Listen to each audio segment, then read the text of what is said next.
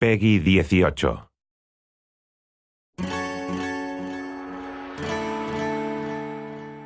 think the biggest reason for choosing Hong Kong had to do with Hong Kong cinema. You know, at the time we were watching a lot of like Hong Kong cinema action flicks and just loved like the action, loved the setting. So for us it was just made perfect sense to bring, the action, bring an open world game to somewhere that, gamers had never been before. Got this meshing of cultures. You've got the Eastern culture and the Western culture. The Western culture being the British involvement in Hong Kong, and how those two cultures have sort of been fused together over the past century and a half. It has really shaped that city. You have the crazy extremes and the crazy characters just there for your enjoyment.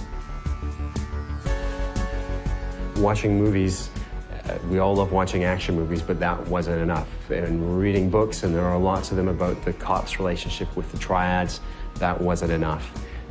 We wanted to go there and experience it and understand not just what it meant to be there, but the elements that they could bring back. For the first time, we experienced the city through the viewfinder of our cameras, so we were just taking photos nonstop.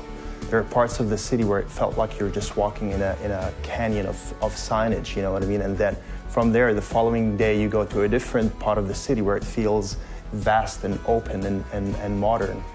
And you're seeing a building that's over 100 stories tall, and next to it, there's a tiny little temple.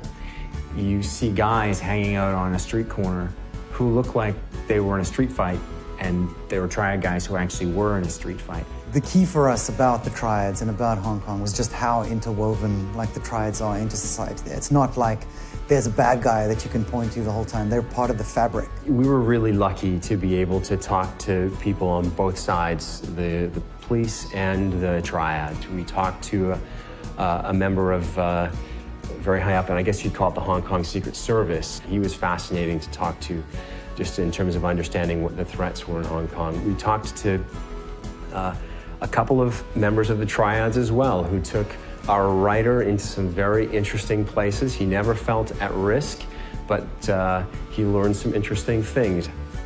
We heard a story when we were there with one of our contacts driving around the city. He told us about a particular entertainment figure who, during his program, had said some rather nasty things about one of the local triad leaders, and that this guy was chopped. Chopped being the term of being attacked by a triad but left alive. No sooner had he told us the story than we drove around a corner, and he said, well, there he is. And sure enough, there was this guy walking down the street who we passed, who was years after the attack, but very visibly limping and very visibly maimed. Hong Kong has such a kind of chaotic and multi-layered architectural approach to it, which allowed us to do many new things with the way the player traverses the environment. We've basically taken the essence of the city, the essence of the lifestyle, and designed all of our gameplay mechanics around that so that we can basically embrace the culture, but also create an experience where players will actually feel like a, gangster. Hong Kong is an island, and what we did was create an island with 4 separate neighborhoods. North Point, which is where you start the game, which is more reminiscent of Kowloon.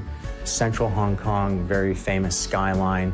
Kennedy Town, built on the side of one of the hills in Hong Kong, more of an affluent neighborhood. And then Aberdeen Harbour, around the back of the island. The traffic is on the left-hand side of the street.